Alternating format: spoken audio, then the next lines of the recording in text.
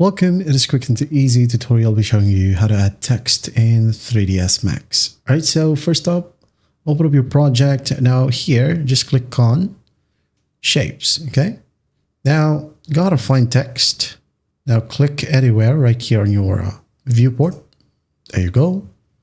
And just write down the text, okay? And then once that's done, you're gonna wanna add in a modifier. Okay, click on modifier list right here. Just find bevel. Click on it.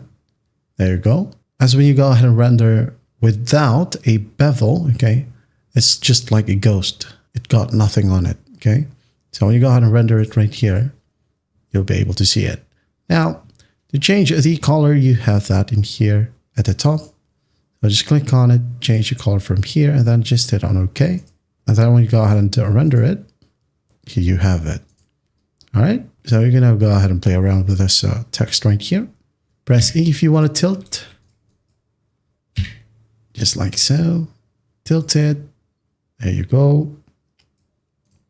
You can delete the other one from here, and that's basically it.